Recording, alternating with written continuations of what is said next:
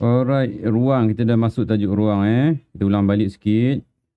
Okay, ruang terdiri daripada 3 bahagian 3 dimensi. 1 dimensi, 2 dimensi dan 3 dimensi. 1 dimensi tu apa? Dia ada panjang saja. Apa contohnya? Garisan. Garisan dia ada satu ukuran saja. Mana panjang saja. Dia tak ada lebar, dia tak ada tinggi. Okey, bagi 2 dimensi, macam mana kita nak mengecam satu bentuk tu ialah 2 dimensi. Dia hanya ada 2 dimensi saja, iaitu apa? Panjang dan lebar sahaja. Ada 2 ukuran saja, iaitu panjang dan lebar saja. Kalau 3 dimensi, dia ada 3 ukuran. 3 ukuran yang kita boleh ukur pada objek tersebut. Apa benda ni? Ialah panjang, lebar dan tinggi. Ya, ingat ni. Dia senang nak ingat ni je. Kalau kita nak mengecam satu objek tu, dia 1 dimensi ke, 2 dimensi ke, 3 dimensi ke, dia berdasarkan ukuran yang dia ada pada dia. Ni ada panjang. Ada satu je, maknanya 1 dimensi. Kalau ada 2 dimensi, dia ada panjang, dia ada lebar. Kalau 3 dimensi, dia ada panjang, lebar dengan tinggi. Kalau 4 dimensi, 5 dimensi, 6 dimensi macam mana? Ada tambahan lagi. Itu kemudian lah, awak tak belajar lagi lah. Nanti 4 dimensi, mungkin sampai 6 dimensi nanti kita akan belajar, awak akan belajar. Mungkin lah awak akan belajar di universiti nanti lah. Kalau sampai umur panjang, boleh sampai masuk ke sana. Jadi awak boleh belajar sampai 6 dimensi sebenarnya. Okey, itu nak mengecam bagaimana nak mengesan dia ada berapa dimensi. Okey. Apa contoh satu dimensi? Garisan. Ni ada garisan. Apa contoh 2 dimensi ni? Segi 4 ni dah terpadam ni. Segi 4. Ni pun dah terpadam ni. Panjang. Segi 4 sama.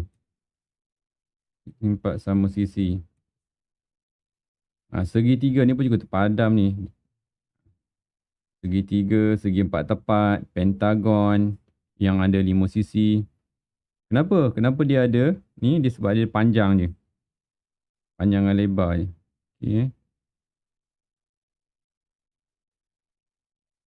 Sebab dia ada panjang banyak. Ni panjang, ni panjang, ini panjang. Dia panjang, ada panjang. Lebih daripada satu panjang.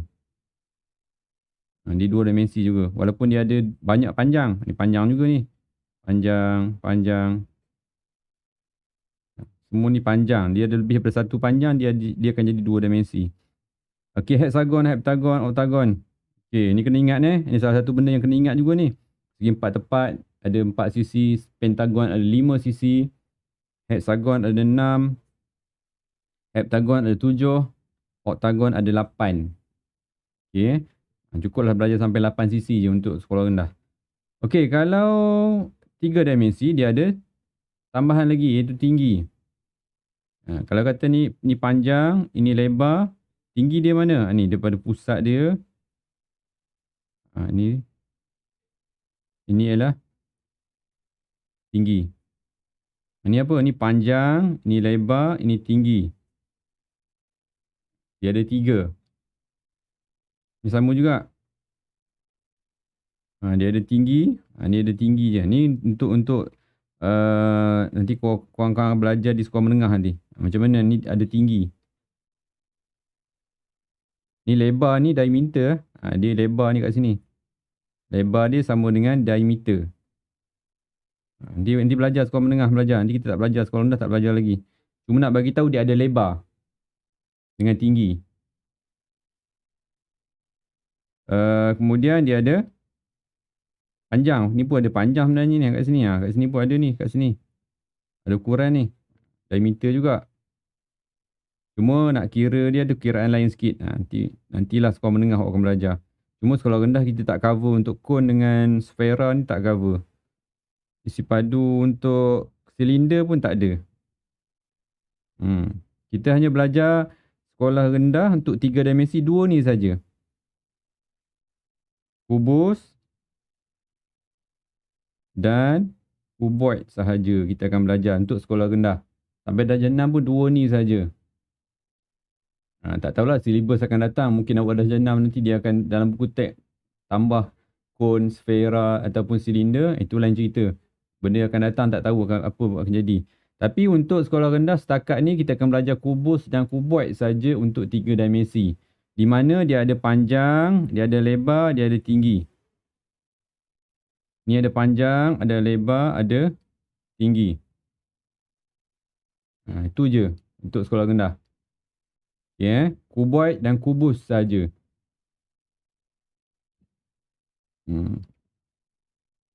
Okey, untuk satu dimensi kita ada sudut.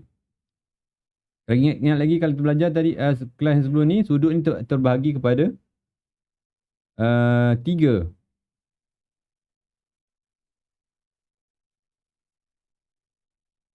Sudut apa? Sudut cakar, sudut tirus, sudut cakar, sudut tepat. Okey, apa sudut?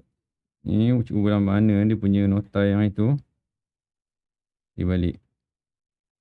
Dia tak atas ni. Dia. Kejap. Cuba cari balik yang itu punya. Ni. Sudut tirus di antara 1 darjah sehingga 89. Sudut tirus. Sudut tegak 90. Sudut tegak mesti 90. Sudut cakar di antara 91 sehingga 179. Tu sudut cakar. Tengok dia berada di sukuan yang keberapa? Sukuan yang pertama. Sukuan yang pertama. Sekejap Sukuan yang pertama yang mana cikgu warnakan nanti sekejap.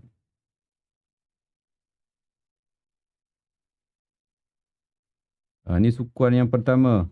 Ni sukuan yang pertama semua. Sukuan yang kedua. Ni sukuan yang kedua.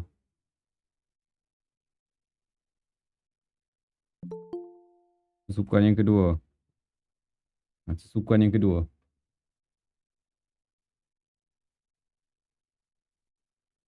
Okey. Sukuan pertama semua sudut tirus. Sukuan yang kedua makna 1 sampai 89 darjah. Tegak 90. Lebih pada 90 semua sudut cakar. Okay, macam mana kita nak cam sudut ni? Contohnya dia beri macam ni.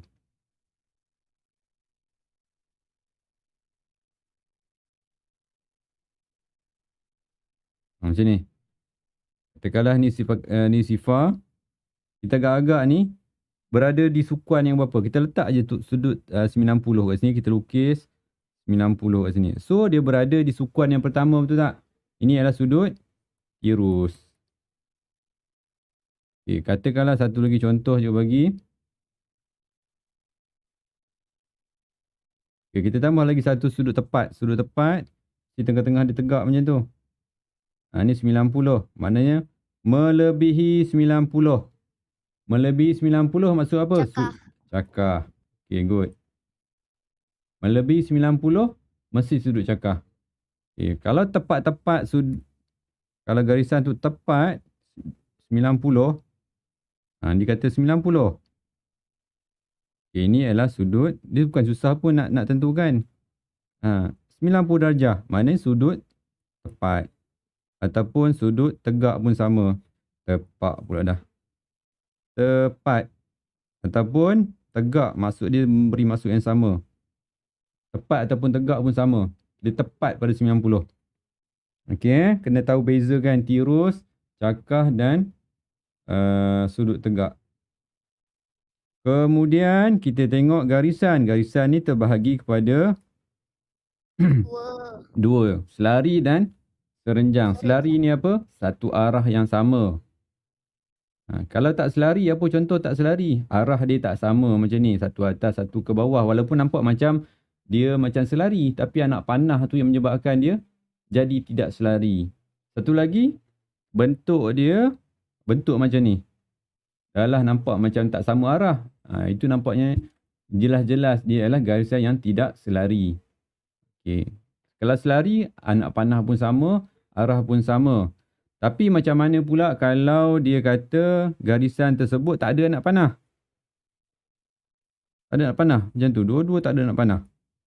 Ini tak nak anak panah senang. Kalau tak ada anak panah senang. Jelas dia ialah selari. Tanpa anak panah okey. Okey, dua-dua ni selari. Dia kata selari. Okey, kemudian kita tengok garisan serenjang. Serenjang garisan tu mesti bersilang pada sudut 90. Mesti tepat 90 macam ni. Mesti bersudut 90 wajib. Baru dikatakan garisan, katakanlah ni garisan A, ni garisan B, mana garisan A dan B berserenjang. Okey, sebab dia sudut 90. Okey. Kemudian kalau dia bukan serenjang, dia bersilang juga.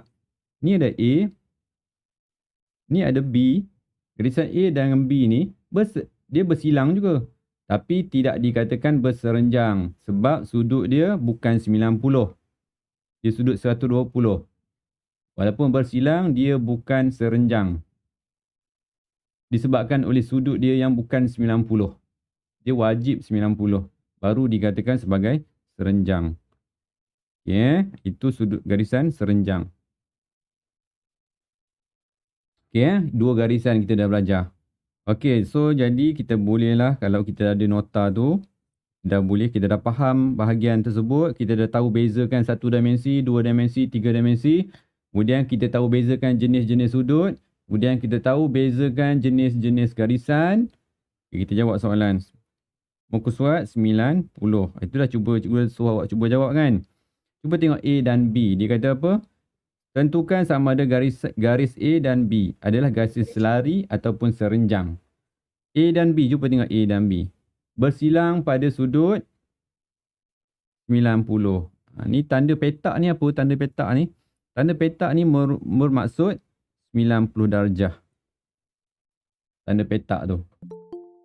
Ni tanda. Tanda dia 90. Okey. Jadi A dan B ni adakah dia berserenjang? Ataupun selari? Garisan apa ni? Serenjang ke selari? Sebab ada sudut 90 tu. Serenjang. Tanda dia apa? Tanda dia bersilang pada sudut 90. Tulis jawapan garisan serenjang.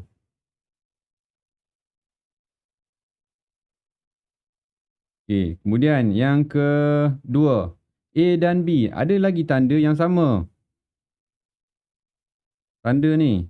Tanda ni merujuk kepada tanda segi empat tu. Tanda dia ialah 90 darjah. Jadi A dan B. Garisan selari ke serenjang ni?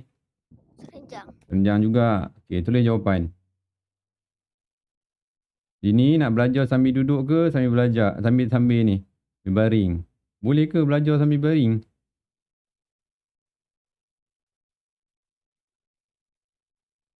Okey, A dan B. Tengok A dan B.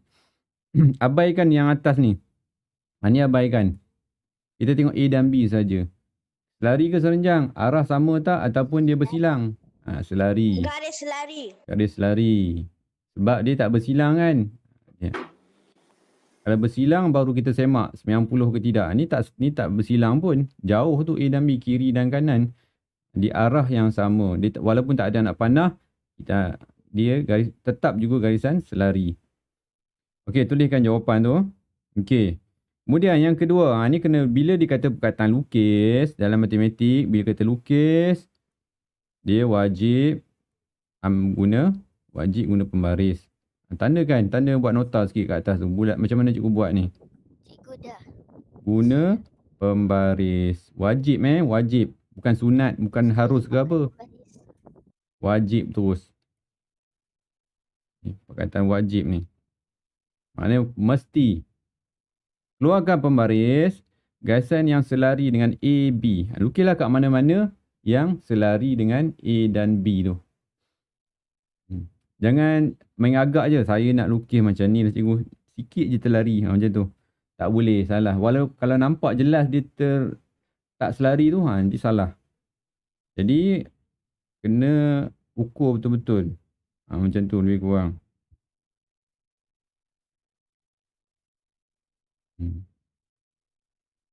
Walaupun terpanjang sikit pun tak kisah. Tak apa. Janji dia selari. Dia tak kira panjang tu berapa. Pendek sikit ke, terpendek sikit ke, tak apa.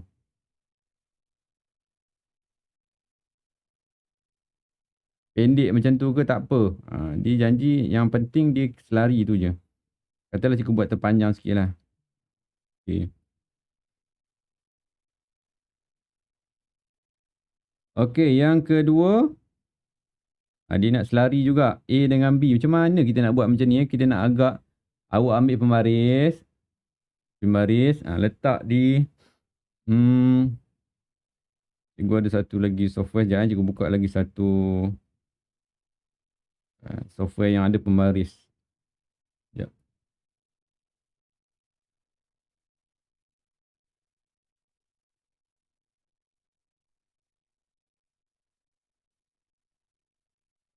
Okay. Ni pembaris awak ni.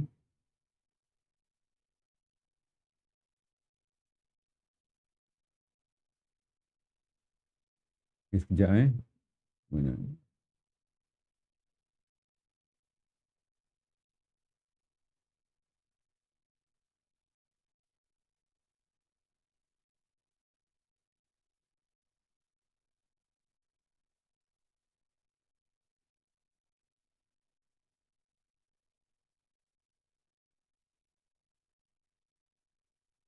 Okay.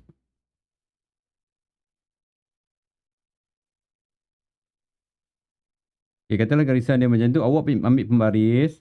Okay, ambil pembaris. Okay, macam tu kan. Tu garisan asal kan. Ambil pembaris. Letakkan pembaris awak tu pada garisan tersebut. Nak bagi selari. Awak lukis lagi satu garisan dekat bawah ni.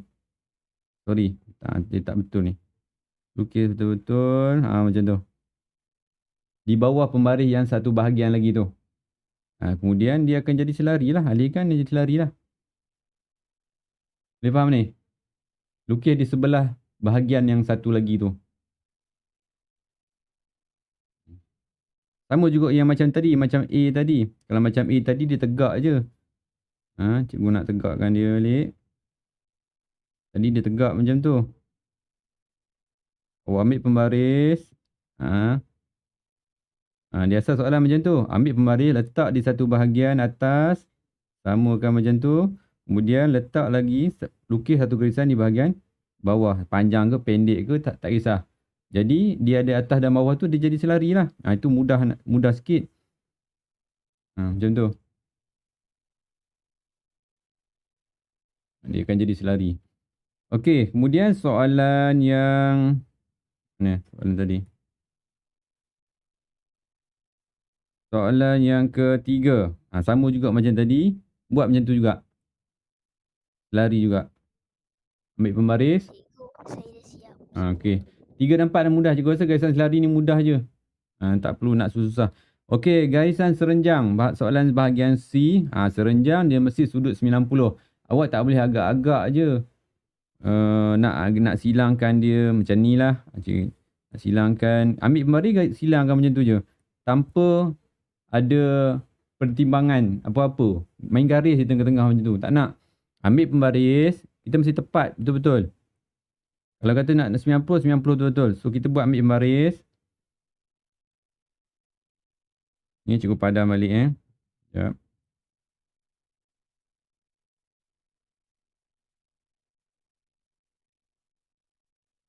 Okay, garisan tadi dia tegak macam tu tadi.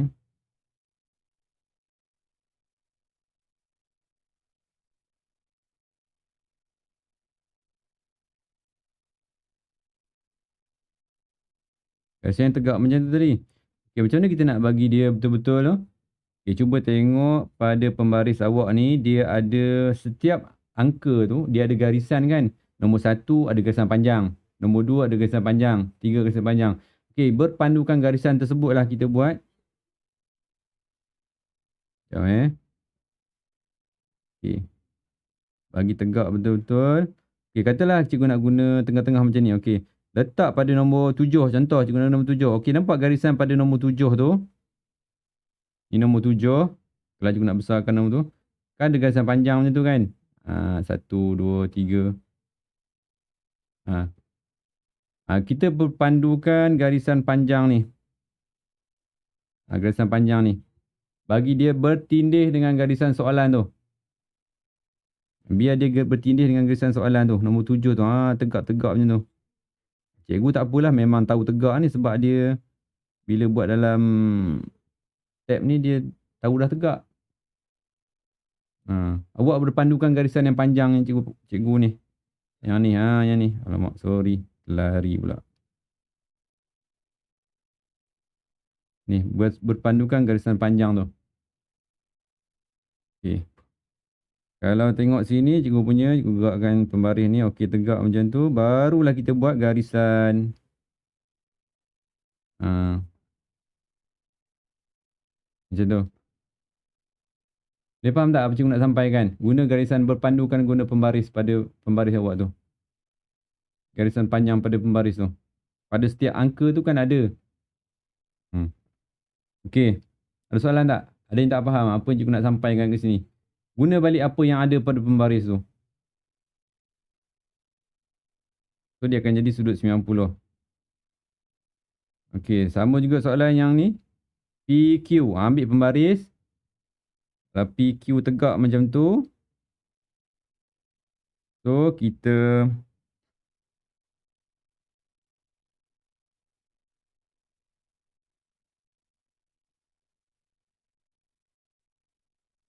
soalan PQ dia macam sengit sikit tu cikgu tengok. Macam tu.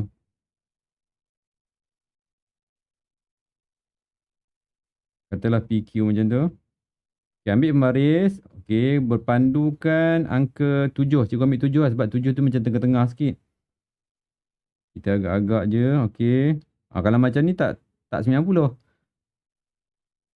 Pastikan garisan pada angka 7 tu selari. Bertindih betul-betul dengan garisan yang soalan tu. So, kita alihkan dia. Bagi dia. Betul-betul tegak. Lebih kurang je. Lebih kurang pun mestilah dipendekkan sikit ni. Okey. Nombor 6 lah. Okey. Okey. Lebih kurang. Okey. Macam ni lebih kurang.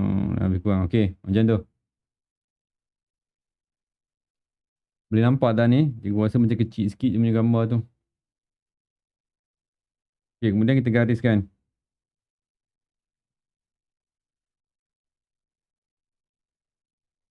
Okey.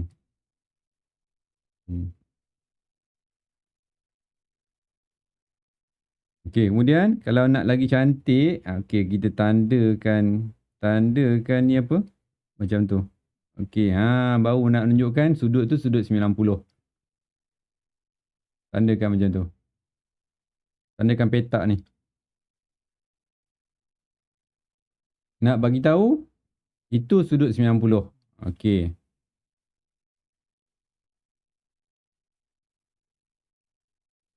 Ni. Terlukis pula. Okey, soalan nombor ketiga. Samalah, buatlah.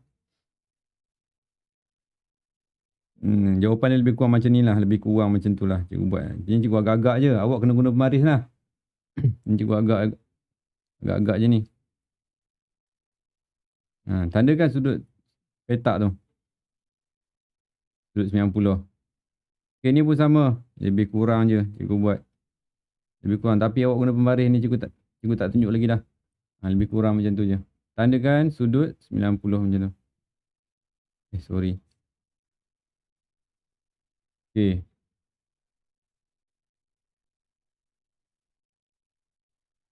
Selesai.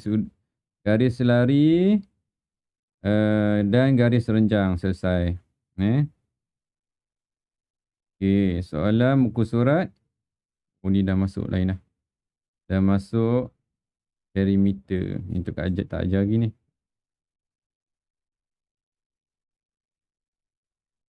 Okay. Untuk mana sudut. Soalan sudut tu dah selesai belum soalan sudut tu? Kita dah buat soalan sudut 89. Dah buat belum? Dah cikgu, dah. Dah Okey. Kalau dah tak payahlah tu. Selesailah bab sudut dengan garisan.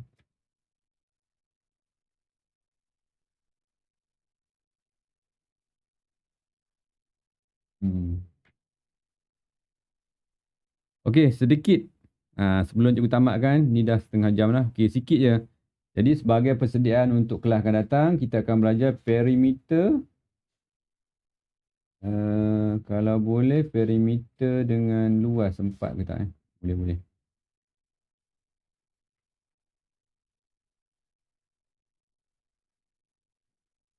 Okey, cikgu bagi tahu sikit dulu. Okey, untuk kelas akan datang, kita akan belajar luas. Dan perimeter dan luas.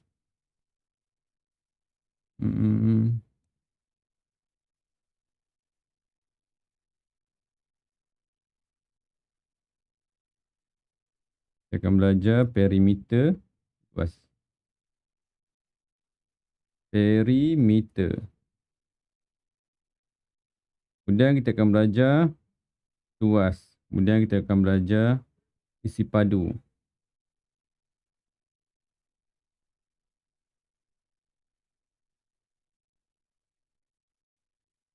Tiga benda ni kita akan belajar pada kelas akan datang. Okey. Kalau boleh kita cuba buat perimeter dulu. Untuk sebagai kerja rumah untuk awak nanti adalah kerja nak buat sikit. Soalan pun tak banyak, ada 5 je. Okey, ni cukup perimeter. Perimeter apa maksud dia? Ukur lilit. Ada dua perkataan kat sini walaupun dia disambung macam tu, ukur lilit. Dia ada dua maksud dia ni. Ada dua perkataan ni, ukur dan lilit. Kalau kita ada pita ukur, kalau nak ukur pinggang kita, berapa kita punya saiz pinggang kita, kita ambil pita ukur yang tukang jahit punya tu, yang lembut tu. Kita ukur dan lilit di pinggang kita tu tak? Kita lilit di pinggang kita. So kalau pinggang kita dia macam ni lah, lebih kurang kalau cikgu nak lukis. Dia lilit macam tu sebab pinggang kita bulat ataupun bujur macam tu. So dia mula kat sini, dia akan lilit sampai temu balik dengan titik mula dia tu. Tu pinggang kita lah tu. Dia akan bermula ni macam ni, mula balik. Ni titik mula, dia akan pusing pinggang kita, dia akan berakhir di titik yang sama. Itu namanya ukur lilit. Ukur dan lilit objek tersebut. Kalau kita nak ukur pinggang, kita lilitlah pinggang kita. Tapi kalau kita ada objek yang berbentuk segi empat, contoh segi empat macam ni, mana titik mula dia? Titik mula dia kat mana-mana pun boleh. Tapi biasanya kita akan mula di bucu. Katalah bucu sini. Okey, mula. Lepas tu kita lilit kita lilit pita ukur tu ke sini. Dan berakhir di titik mula dia. Tu namanya perimeter, ukur dan lilit objek tersebut. Kalau kata kat sini 5 cm, ni pun 5 cm, ni pun 5 cm, ni 5 cm, dia akan jadi operasi tambah. Dia kena tambah lah semua ni. Dia akan jadi berapa? 5 tambah 5 tambah 5 tambah 5. 5 tambah 5 tambah 5 tambah 5. Dia akan jadi 20 cm. Jadi perimeter bersamaan dengan 20 cm. Boleh faham ni? Ukur lilit ukur lilit. Boleh faham? Okey. Okey, contoh kita ada objek lain lagi. Bentuknya gabungan antara dua segi empat. Macam ni. Ada dua segi empat. Okey, gabungan. Ada gabungan dua bentuk macam tu. Macam mana kita nak ukur lilit dia? Okey, ukur lilit dia ialah bermula mana-mana titik bucu. Kata cikgu mula bucu sini. Okey. Lilit dia, lilit. Itu perimeter. Habis yang tengah-tengah ni kira tak? Tak dikira. Sebab bila kita lilit, dia tak kena sisi yang tempat yang bertemu ni. Tempat ni dia tak kena. Kita punya pita ukur tu tak kena. Contoh, kita lilit, kita nak ukur pinggang kita. Adakah buah pinggang kita terkena? Usus kita terkena sekali buah pinggang kita? Dengan pita ukur? Tak. Yang bahagian dalam tak terkena pita ukur tu. Jadi bila kita lilit, dia hanya terkena di luar sahaja. Jadi perimeter ni kena ingat. Kita hanya lilit di luar sahaja. Bahagian dalam pita ukur tu tak masuk. So ni tak kena. So kena ukur yang bahagian luar sahaja. Kalau ada gabungan bentuk. Kadang-kadang dia bentuk macam-macam. Ada gabungan segi 3 dan segi 4. Macam mana nak kira perimeter dia? Kena ukur lilit yang bahagian luar saja. Katalah mula dia kat sini, lilit itu je lah. Bahagian tengah ni tak kena. Tak diukur, tak ditambah bahagian sisi yang panjang yang tengah tu. Okay, kena faham. Ukur lilit ialah sisi luar sahaja. Dia sisi luar sahaja.